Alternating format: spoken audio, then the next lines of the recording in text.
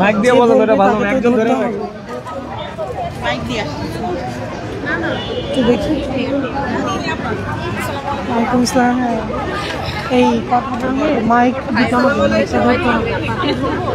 আমরা যদি একটু দেখি যে আসলে ইডেন মহিলা কলেজ কেন প্রতিষ্ঠিত করা হয়েছিল।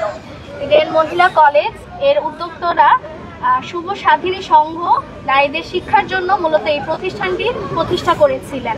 এটি বাংলাদেশের নারীদের উচ্চশিক্ষার সর্ববৃহৎ প্রতিষ্ঠান। এটি নারীরা এখানে শুধু হচ্ছে পড়াশোনার জন্য আসে না, বরং তারা বিভিন্ন কো কারিকুলাম অ্যাক্টিভিটিসে এখানে যুক্ত হতে পারে। এখানে নারীদের নিরাপত্তা রয়েছে, প্রাইভেসি থাকা। এখানে মূলত নারীরা বিভিন্ন হচ্ছে সাঁতার কাটতে পারে, খেলাধুলা করতে পারে, বিভিন্ন সেলফ ডিফেন্স সহ বিভিন্ন অনেক কিছুই হচ্ছে তারা শিখতে পারে এবং দিনে রাতে সবসময় তারা হচ্ছে ক্যাম্পাসে অবাধভাবে বিচরণ করতে পারে, স্বাধীনভাবে চলতে পারে। এখন এখানে যদি আসলে ছেলেরা প্রবেশ করে তাহলে আসলে এই কোনোটাই তারা করতে পারবে না। আমরা যদি দেখি যে আসলে আমাদের বাংলাদেশের দিকে যদি তাকাই, যে বাংলাদেশের পদ্মাসের নারীদের প্রথম পছন্দ হচ্ছে এই ইডেন মহিলা কলেজ, কেননা এখানে সহশিক্ষা নাই। যারা আসলে সহশিক্ষা পড়তে চায় না এবং যারা চাচ্ছে যে উচ্চশিক্ষা গ্রহণ করতে, তারাই মূলত আসলে প্রথম পছন্দ হিসেবে তারা এই ইডেন মহিলা কলেজকে বাছাই করে নিচ্ছে।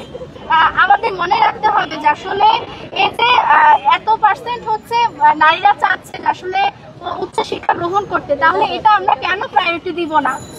এবং আমরা যদি দেখি যে আসলে এই যে ইডেন মহিলা কলেজ, এই ইডেন মহিলা কলেজ মহিলাদের জন্য এমন একটা বড় প্রতিষ্ঠান হচ্ছে আমরা কি আর কোথাও দেখিনি। এবং আমরা যদি সাংবিধানিকভাবে দেখি বাংলাদেশের, যে সাংবিধানিকভাবেও কিন্তু আসলে বলা হয়েছে নারীদের সুরক্ষার কথা বলা হয়েছে, নারীদের নিরাপত্তার কথা বলা হয়েছে, কিন্তু এবং আমরা যদি দেখি যে আসলে সংসদেও কিন্তু নারীদের আসন সংখ্যা বাড়ানোর কথা কি বলা হচ্ছে। কিন্তু আসলে আমরা যদি চিন্তা করি যে এই যে মহিলা কলেজ, এত বড় একটা মহিলা কলেজকে যদি বিলুপ্ত করা হয়, তাহলে আসলে নারীদের শিক্ষা ক্ষেত্রকে সংকুচিত করা হবে বলে আমরা মনে করছি। আর আমরা যদি দেখি যে এই মহিলা কলেজ যদি কোনোভাবে কম্বাইন্ড হয়ে যায়, সহশিক্ষা কারিকুলাম চালু হয়, তাহলে আমরা আশা করছি যে আমাদের দেশের অন্যান্য যত বড় মহিলা কলেজ আছে সেগুলোকেও অন্য কোনোভাবে আসলে সহশিক্ষা হচ্ছে ঢুকিয়ে দেওয়া হবে, এটা আমরা চিন্তা করছি। এবং আমরা চাচ্ছি না যে আসলে এই আমাদের কলেজটি যেন আসলে নারীদের জন্য সংরক্ষিত রাখা হয়, নারীদের সুরক্ষার কথা চিন্তা করা হয় এবং বিশেষ করে যারা হচ্ছে পর্দাশীল নারী আছেন তাদের জন্য আসলে একটা সেফটির জায়গা হচ্ছে এই ইডেন মহিলা কলেজ।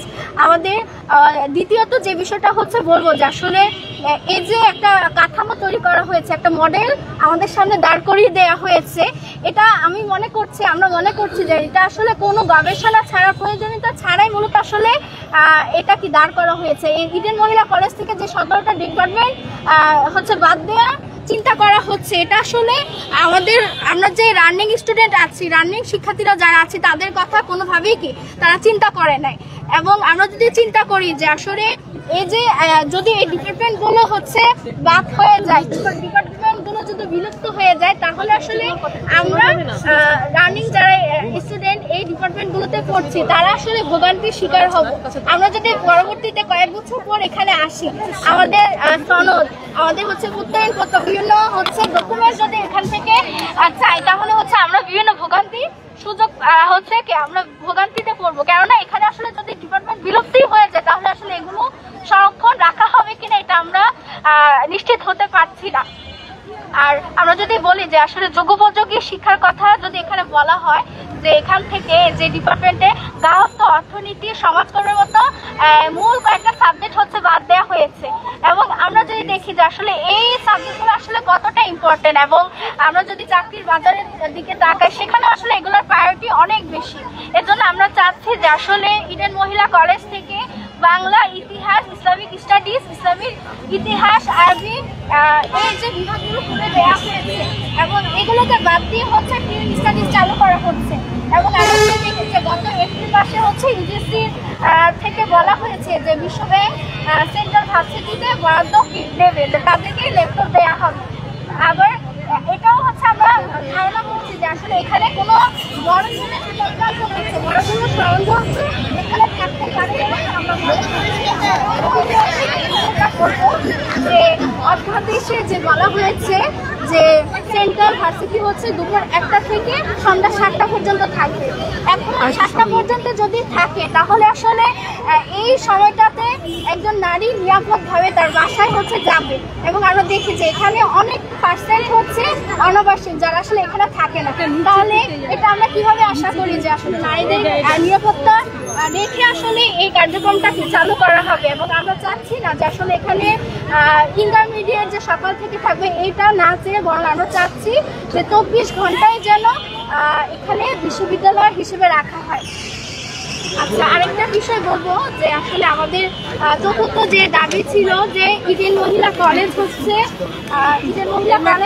এমন একটা প্রতিষ্ঠান যেটা আসলে নারীদের জন্য উচ্চ শিক্ষার প্রতিষ্ঠান এবং এর জন্য আসলে এটা তৈরি করা হয়েছে।